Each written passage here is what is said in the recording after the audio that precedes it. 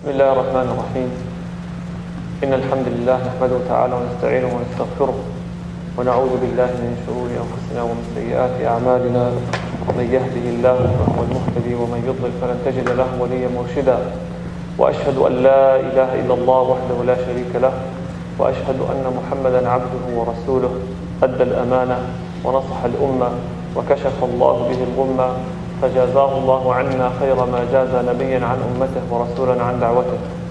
All praise is due to Allah, the compassionate and merciful. May Allah's prayers and peace be upon Prophet Muhammad sallallahu alayhi wa sallam. We bear witness there is no deity worthy of worship but Allah subhanahu wa ta'ala, and we bear witness that Prophet Muhammad, peace be upon him, is the seer of the prophets. He had conveyed the message of Islam to the best of his ability, and he had shown us the straight path towards Allah subhanahu wa ta'ala. And I ask Allah Almighty to make us among those who adhere to the message of our beloved Prophet, and to make us among those who will drink from his hands on the day of judgment, and to make us among those who will reside with him in the highest level of paradise. Allahumma ameen, ameen, ameen. Ya ahbab Rasulullah, Allah subhanahu wa ta'ala constantly reminds us with the concept of taqwa. Allah subhanahu wa ta'ala says, Ya ayyuha alladhina amanu taqullah wal tanzur nafsum ma qaddamat lighad وَاتَّقُوا اللَّهِ إِنَّ اللَّهَ خَبِيرٌ بِمَا تَعْمَلُونَ. Oh, you believe. That's for the male and female, young and old, beard or no beard, scarf or no scarf, rich or poor, strong or weak. Allah says, oh, you believe. So if you believe in Allah, Allah is speaking to you. Be mindful of Allah and look at what have you prepared for tomorrow.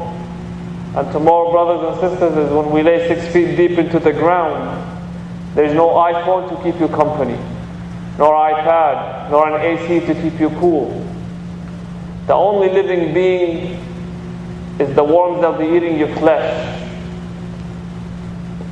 and the angels that will be questioning you. And the verse continues, وَاتَّقُوا اللَّهِ.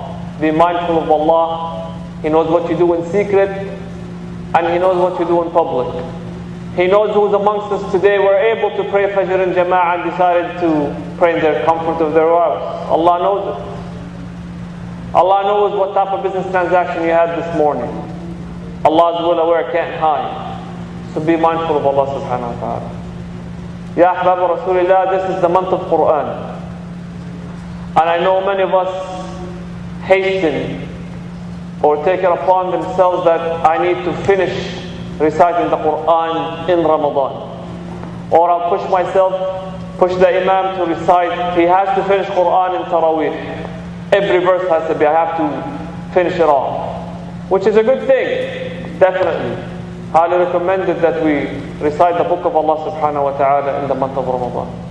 For me personally, I'm more a fan of contemplating upon Allah's verses more than just reading them without understanding, without adhering, without heeding to the message of Allah subhanahu wa ta'ala. And what I would like to do is take three verses from the book of Allah subhanahu wa ta'ala, from Surah Al-Baqarah. Take one concept and hopefully shed some light on it. Many of us right now, if we're going through a difficult time, we ask Allah subhanahu wa ta'ala, why Ya Allah? Why me?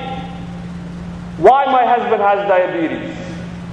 Why she's richer than me? Why my son died? Why can't I use this? Why do I have thick bones? Right? Why my eyebrows look like that? Why is it my parents are like this? Why is it that I don't have as nice hair as this person? Why me, Ya Allah? We question Allah subhanahu wa ta'ala when we go through a difficult time or something that is not pleasant to us. Thinking that, oh, wallahi, this person, he has a Benz and a good wife and children, he got it all. Thinking that there's this utopic life that exists in this world. That someone else got it better than me.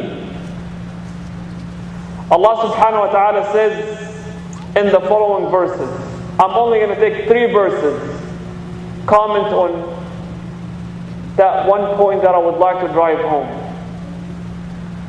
Allah subhanahu wa ta'ala says, because some of us, instead of us asking why, we need to understand how Allah subhanahu wa ta'ala runs this world. Allah subhanahu wa ta'ala says, بعد أعوذ بالله من الشيطان الرجيم وَلَنَبْلُوَنَّكُمْ بِشَيْءٍ مِّنَ الْخَوْفِ وَالْجُوعِ وَنَقْصٍ مِّنَ الْأَمْوَالِ وَالْأَنفُسِ وَالثَّمَرَاتِ وَبَشِّرِ الصَّابِرِينَ الَّذِينَ إِذَا أَصَابَتْهُمْ مُصِيبَةٌ قَالُوا إِنَّا لِلَّهِ وَإِنَّا إِلَيْهِ راجعون أُولَئِكَ عَلَيْهِمْ صَلَوَاتٌ مِّن رَّبِّهِمْ وَرَحْمَةٌ وَأُولَئِكَ هُمُ الْمُهْتَدُونَ. Allah subhanahu wa ta'ala says in these three verses in Surah Al-Baqarah 155, 156, 157, we shall certainly test you by afflicting you with fear, hunger, loss of properties and lives and fruits. Give glad tidings, telling Prophet Muhammad sallallahu alaihi wasallam, give glad tidings then to those who remain patient. So Allah is promising us that some of us will suffer from loss of property, financial difficulty, health problems. And Allah subhanahu wa ta'ala is saying, وَبَشِّرْ, and give glad tidings to those who are patient, those who recognize that every difficulty that these things, not the one we impose on ourselves, that these tests are from Allah Rabbil Alameen. Instead of I'm asking why, I realize that the one I love the most is testing me. Think who is the most beloved to Allah. Wasn't it Prophet Muhammad sallallahu alaihi wasallam? Your child died, his child died. You have difficulty in money, when he died he had nothing to give away. Little bit. Did you have difficulty? Do you have difficulty with your family members? Then his own family wanted to kill him. Then they kick him out of his homeland. You're an immigrant. He migrated from Mecca to Medina. Did you go to prison? You don't have money? Didn't he, Prophet Muhammad sallallahu was in Shu'ab bin Abi Talib for 3 years.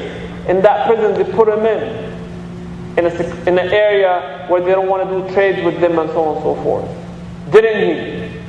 And that is the most beloved creation to Allah subhanahu wa ta'ala. Didn't Allah love Muhammad sallallahu alaihi wasallam? He loved him. Surely he did. How about Sayyidina Ibrahim, the most difficult of tests, to kill his own son? Didn't he love Sayyidina Ibrahim? He sure did. But the greater your faith is, the tougher the test is.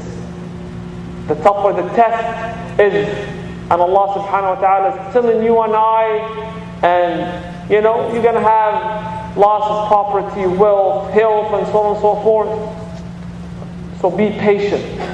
Because this test is coming from Allah, the one that you love most.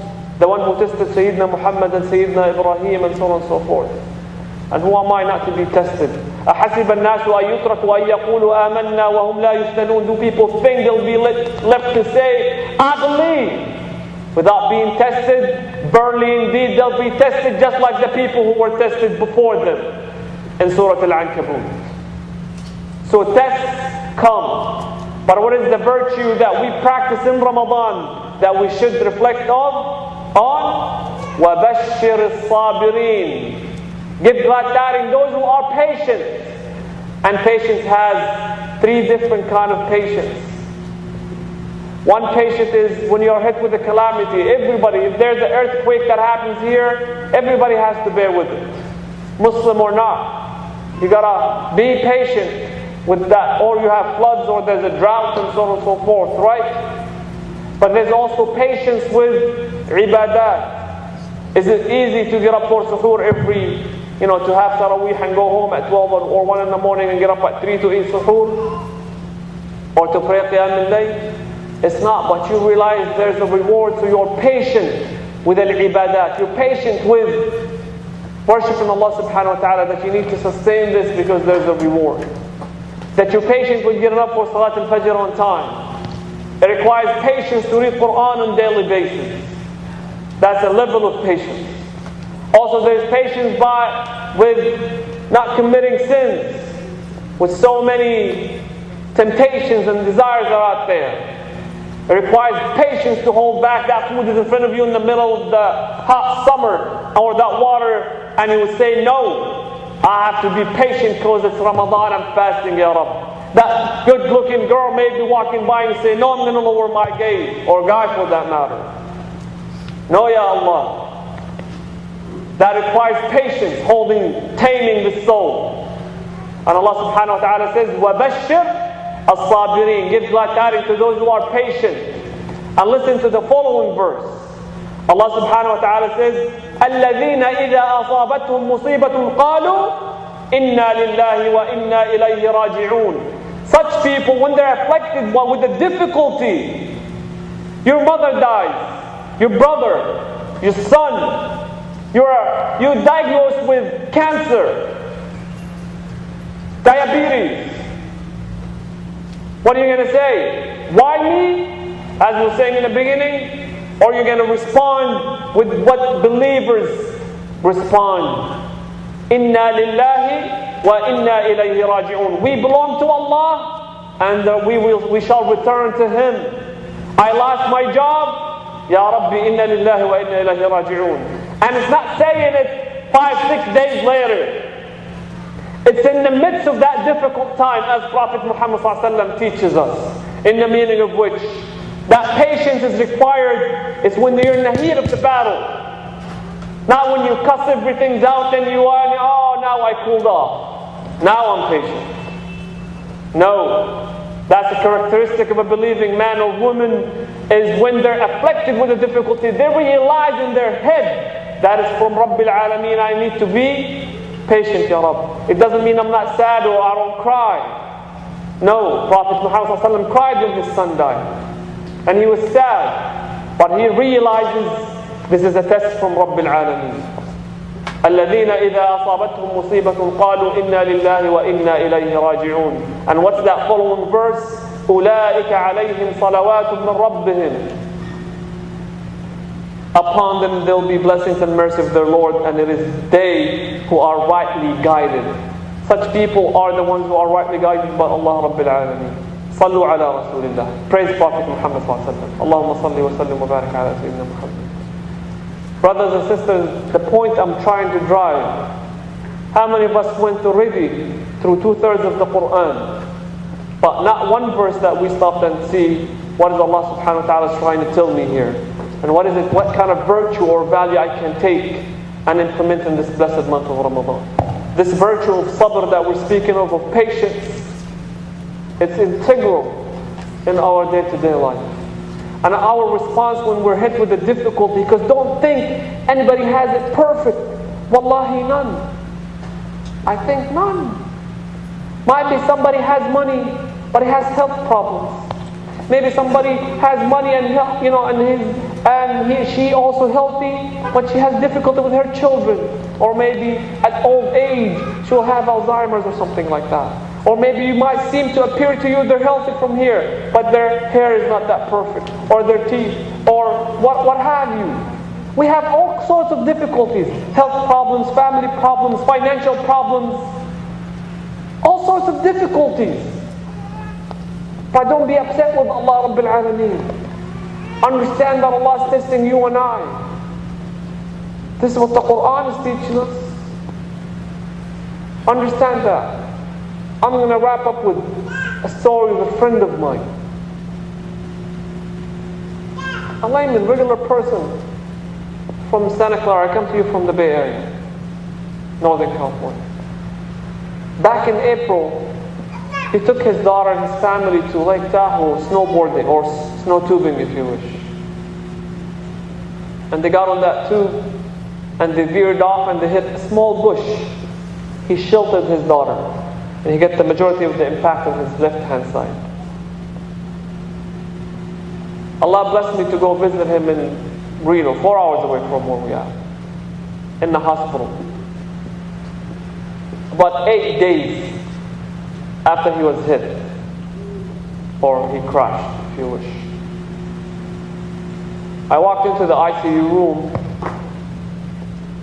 and I see my dear friend hooked up to all sorts of machines. Breathing tube, respirator, feeding tube, in the vein tube. They had a surgery to drain the blood. He fractured 9 to 10 ribs. They put 25 screws and 4 plates in his ribs. He fractured his pelvis. They put a screw and also a plate there. Fractured part of his skull, part of his spine, a big cut above his eye. He can't walk. He can't talk. He can't eat on his own. He can't breathe on his own. Brother Samir Darwish. And he had conductive hearing loss in his left ear as well. I sat with him a few days in ICU. I had this iPad with me. Those who are talking during Jum'ah, that is not allowed. So please, you will miss all your salah, you lose all your reward. Even shaking hands is not allowed during Jum'ah. You should be listening to the Imam. Prophet Muhammad ﷺ said, if you see someone talking, you tell him, hush, faqad lagawt. The one who's saying, don't talk, is he ruined his salah. Imagine the one who's initiating the talk.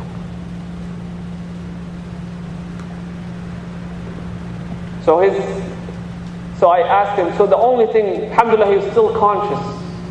All of this, but he could see and he could move part of his right hand. So I told Samir one of the nights, do you want me to turn the iPad for you? Do you want to? And he was like shaking, calm his eyes. No. And he waved his finger. No.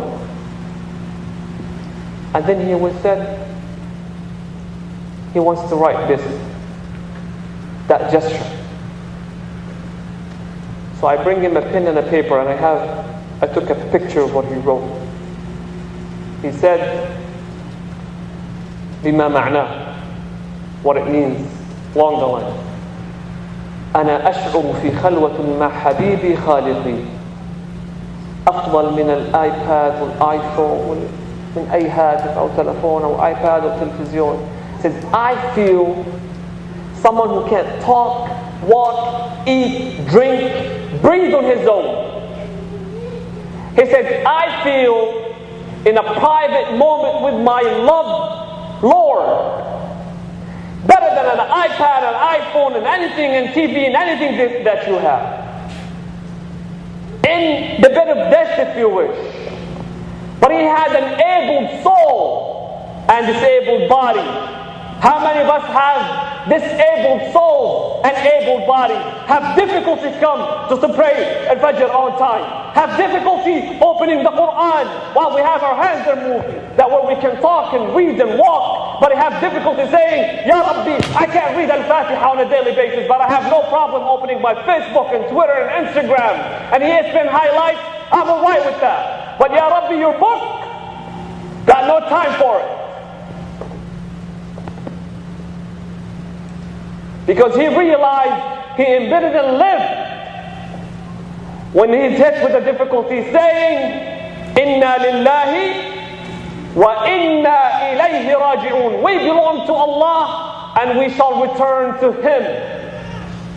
Living the verse, not going through it. How many of us, when we're hit with that difficulty, are going to say, إنا لله وإنا إليه راجعون. أقول قولي هذا وأستغفر الله العظيم لي ولكم فاستغفروه إنه غفور رحيم.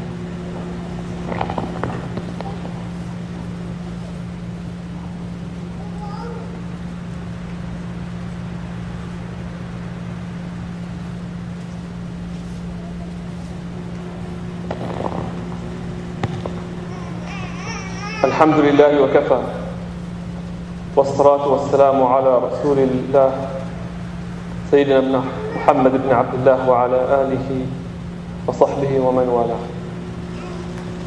For those who came late, we're reflecting on 3 verses from the Quran, from Surah Al-Baqarah, verse 155, 156, 157, that speak of those when they're hit with the difficulty. Allah subhanahu wa ta'ala is promising us a loss of property and wealth and fruits and so on and so forth. And He's telling us, There's glad tidings to those who are patient. Those who are hit, when they're hit with a difficulty, they say, we belong to Allah and we shall return to Him. And Allah is promising such people blessings, rahmah, that He will descend on such people, the believing men and women. So my message is, the Quran, we are in the month, the Quran was revealed, that we think and reflect upon the verses that Allah subhanahu wa ta'ala is revealing to us. What is the message to us? Instead of just going pass by and, right? Drunk people sometimes read, they can't tell what they're saying. And many of us unfortunately maybe read or go through the Quran as it doesn't talk to us. Ya Ahbab Rasulullah, I come to you from Islamic Relief, an organization maybe many of you have been supporting. We have part of our body right now going through a difficult time, going through challenging time in Gaza, Palestine. Bombs killing people left and right. And some people think this is sad that's taking place right now. But this is not new. 70% of the people of Gaza, over 1 million people, 1.8, 1.5 to 1.8 million people live in Gaza. 70% of them depend on food aid before the recent escalations. That means if organizations like Islamic Relief and others don't bring food, they don't get to eat. They're in the biggest prison in the world. Right now, the escalations have increased. We got the Egyptian borders are closed by Sisi and his clowns, and the bombs are falling from Palestine or the Israeli side. The death toll is increasing, the injuries are increasing. The refrigerators in hospitals are filling up, and there's not enough room beds that can take care of the injured. The rest of the world is turning their back on them. What are you and I going to do today? Are we going to turn our back on them and say, Ya Rabbi, I'll stand with them, as long as it's legal. We're not doing anything illegal. That I'm going to. The things that we can do is dua, awareness, and raising funds. Islamic Relief is one of the organizations that is working with the United Nations, with UNRWA specifically, that can get needed aid. You have over 25,000 people right now left their homes and went to schools, shelters. Shelters. I want to ask every mother that is sitting here. One of my friends, they're phoning his cousin, and her 2 or 3 years old daughter, she said, Mommy, I want to sleep while I'm holding your fingers or your hand. She said, why? She said, because I'm afraid the bomb is going to come down, and if it happens, the first thing I want to look at is your face.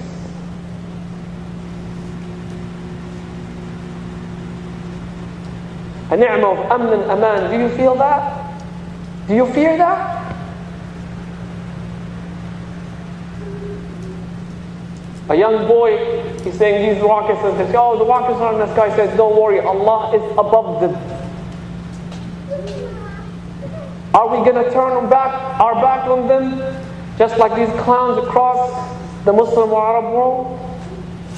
Or I'm going to say, Ya Rabbi, I'm going to stand up. Not with the breadcrumbs from the best that I have, because we belong to the Ummah of Prophet Muhammad ﷺ. And I want you to put this hadith in your mind. Think of it. We're going to raise funds after Jum'ah. I know some of you might rush. I got nothing to do with it. But if you're the Ummah, part of the Ummah of Prophet Muhammad ﷺ, you got everything to do with it. He ﷺ says, من نفس عن مؤمن كربة من كرب الدنيا نَفَّسَ اللَّهُ عَنْهُ كُرْبَةً مِّن كُرَبِ يَوْمِ الْقِيَامَةِ. Whoever removes the difficulty of a believing man or woman from in this life, Allah will relieve a difficulty that they'll face in the day of judgment. وَمَنْ يَسَّرَ عَلَى مُعْسَرٍ. And whoever eases someone's difficulty, they have financial difficulty, and make it easy for them. You know, they owe you owe him, he owes you money, and you say, take your time. يَسَّرَ اللَّهُ عَلَيْهِ فِي الدُّنْيَا وَالْآخِرَةِ. Allah will make it easy for you in this dunya and akhirah. وَمَنْ سَتَرَ مُسْلِمًا سَتَرَهُ اللَّهُ فِي الدُّنْيَا وَالْآخِرَةِ. And whoever conceals the difficulty or the shortcomings of your brother and sister, Muslim brother and sister, Allah will conceal your shortcomings in this dunya and akhirah. And I want you to pay attention to the following one. وَاللَّهُ فِي عَوْنِ الْعَبْدِ.